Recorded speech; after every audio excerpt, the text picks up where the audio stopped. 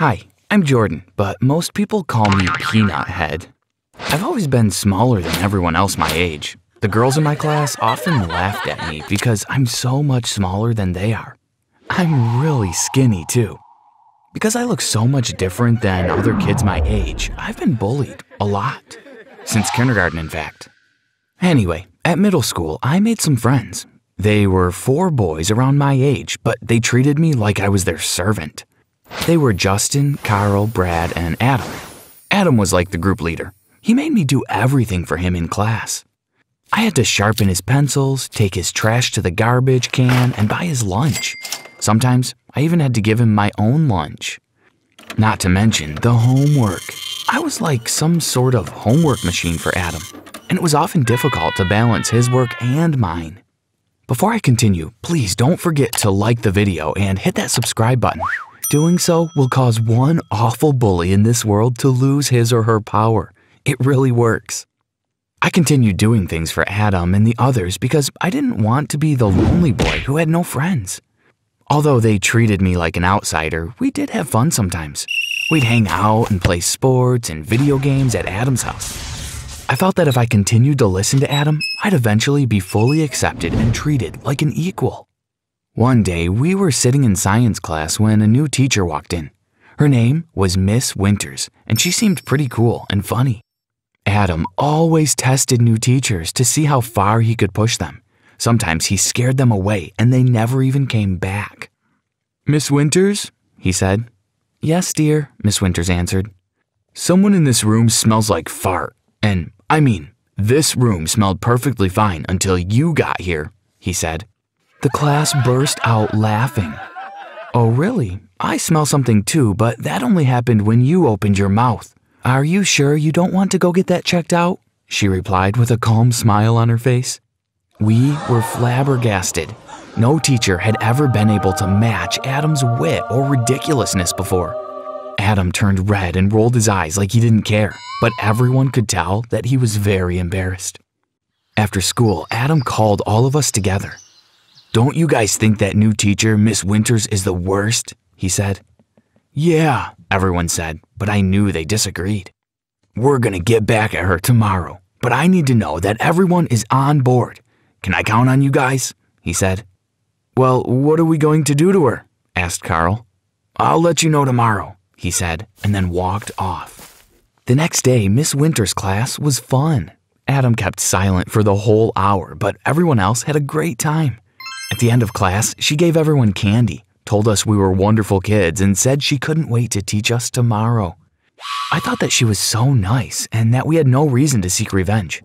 I was afraid about whatever idea Adam would come up with. When school was over, Adam called all of us together again. "Look what I got," he said excitedly.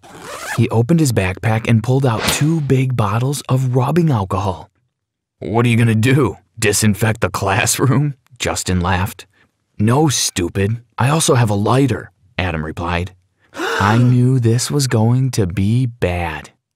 Mrs. Winters also teaches upper school chemistry. She's responsible for the chemistry lab and all her things are in there. We're going to break into that room when everyone has left and we're going to set it on fire. They'll think it was her fault and that she left something on. Then she's going to get fired. It's a great plan," he said, then laughed like a maniac. I knew that this was wrong to do, but I wanted to fit in, so I waited with them until everyone left the school. When it was time, we broke into the chemistry lab, and Adam began throwing rubbing alcohol all over the curtains and the papers. I stared for a few minutes, then decided that I didn't want to be involved, even if it meant being lonely. I calmly walked out of the room and out of the building. As I reached outside, I heard the fire alarm go off. I decided to take a stroll in the park to clear my head, and then I walked home. When I got home, my mom was waiting near the entrance. "Jordan, I was so worried about you," she hugged me. "Mom, ew, what's gotten into you? What's going on?" I asked. "You didn't hear? Your school is on fire. I was so scared that you were still in there," she shouted. I went to the living room and watched my burning school on the television screen. Oh my gosh, I thought. They were only supposed to burn down one classroom.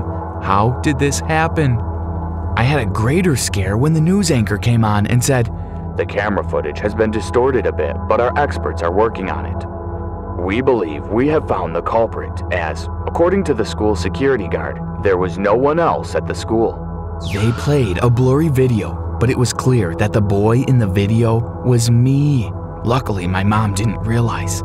But it would be only a matter of time until the authorities figured it out, and I would be blamed for burning down the entire school when I really did nothing but walk away. I was terrified, and I wanted to cry. My brain was running at 10,000 miles per hour. I didn't want to get caught or sent to a juvenile detention center. What was the punishment for burning down a school anyway? I had to do something quickly. I decided to pack a bag and run away.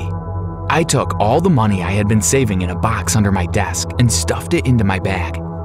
I waited until about midnight when everyone in my house was asleep, and I snuck out. I went to a bus station and bought a ticket to the state next door. Luckily, nobody asked me any questions about why I was out all by myself. I got onto the bus, sat at the back next to a window, and fell asleep. When I woke up, the driver had turned on the radio and everyone was listening to the news. I was about to doze off again when I heard the news reporter say, "We have identified the arsonist who set fire to an entire middle school yesterday. His name is Jordan Thompson, and he's only 12 years old. Who would have thought that a child could be so destructive? His parents were questioned, and they have informed us that their son has run away. This is definitely evidence that he is guilty." I was so scared that I hid my face for the rest of the bus ride. When I arrived in the other state, the reality hit me that I was all alone. I had no home, no bedroom, no bathroom, no loving parents. It was just me against the world, but I had to be strong. I went to buy some hair dye and some colored contact lenses. I was sure that my face would be all over the news soon, and I needed to change my appearance quickly. When I bought the products, I went to a random public bathroom, which, luckily for me, was empty. I dyed my blonde hair black and put some brown contact lens over my gray eyes. After that, I was feeling hungry, so I bought a snack and just walked around aimlessly. Nobody knew who I was and no one could identify me, so that made me feel at peace a bit. After feeling like a tourist for a while, I felt really tired. I came across a park, so I walked inside and sat on a bench. My eyes felt really heavy, and eventually I fell asleep. When I woke up, the temperature had dropped. I looked around and noticed an old lady sitting next to me. "Hi, dear. Where are your parents? Are you okay?" she asked. "They're in another state, and no, I'm not okay. I don't have anywhere to sleep tonight," I answered. I hated lying, and technically, that was the truth.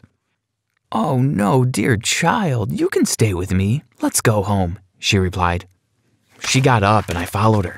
She lived just around the block. Her house was very cute. It was only 1 story high and quite small, but she had a lovely garden with many different types of flowers planted outside.